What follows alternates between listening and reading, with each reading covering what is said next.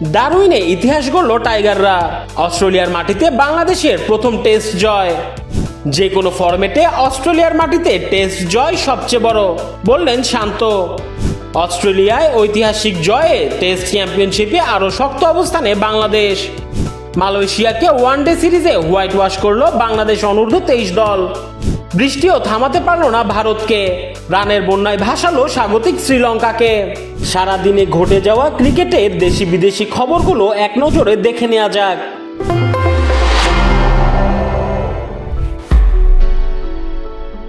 দীর্ঘ 23 বছরের অপেক্ষা।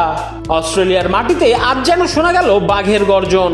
ডারউইনে স্বাগতিকদের 9 উইকেটে গুড়িয়ে দিয়ে অস্ট্রেলিয়ার মাটিতে প্রথমবারের মতো টেস্ট জিতে এক নতুন ইতিহাস লিখল নাজমুল হোসেন শান্তর দল। ক্যামেরন গ্রিনের সেঞ্চুরির পরও মিরাজের ফাইফারে অস্ট্রেলিয়া থামে 284 রানে। অজিদের দেয়া মাত্র 57 রানের লক্ষ্য অনায়াসেই টপকে যায় টাইগার ব্যাটাররা। ডারউইনে অজিদের 9 উইকেটে হারিয়ে অস্ট্রেলিয়ার মাটিতে প্রথমবারের মতো টেস্ট জিতেছে বাংলাদেশ। এই ম্যাচটিকেই বাংলাদেশের ক্রিকেটের সর্বকালের সেরা জয় হিসেবে দেখছেন টেস্ট দলের অধিনায়ক নাজমুল হোসেন শান্ত। সংবাদ সম্মেলনে তিনি জানান, 3 ফরম্যাট মিলিয়ে অনেক বড় অর্জন থাকলেও এটি এখন পর্যন্ত টাইগারদের সবচেয়ে বড় জয়। বিশ্বসেরা অজিদের বিপক্ষে টানা 11 সেশন আধিপত্য দেখানো অনেক বড় একটা অর্জন বলেও মনে করেন তিনি। আদিল বিন সিদ্দিকের ঝোড়ো সেঞ্চুরিতে সফরকারী মালয়েশিয়াকে ধবলধোলাই করল বাংলাদেশ অনূর্ধ্ব-23 দল।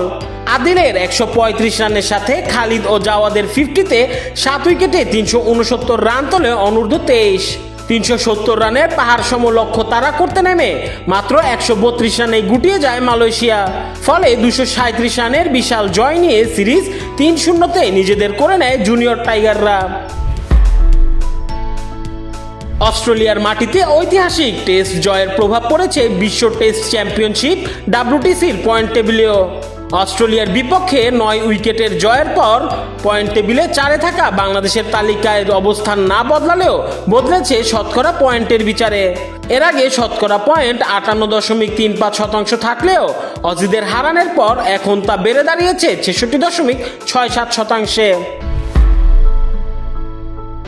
গলে বৃষ্টি বাধা পেরিয়ে দেবদূত পারিকালের দুর্দান্ত 167 ও ধ্রুব জুরেলের 50-তে লঙ্কানদের বিপক্ষে প্রথম ইনিংসে 9 উইকেটে 460 রানের পাহাড় গড়েছে ভারত। বৃষ্টির কারণে দ্বিতীয় দিনে মাত্র 35 ওভার খেলা হলেও আগের মতোই ব্যাকফুটে রয়েছে স্বাগতিক শ্রীলঙ্কা। প্রভাত জয়সূরিয়া 4টি এবং কেসারা নোয়ান্থা 3টি উইকেট নিলেও এখনও ড্রাইভিং সিটেই বসে আছে ভারত। ফেসবুক, টুইটার, ইউটিউব সহ সামাজিক যোগাযোগ মাধ্যমে আমাদের ফলো করুন। ক্রিকেট দুনিয়ার সকল খবর সবার আগে পেতে ভিজিট করুন www.dailycricket.com.bd।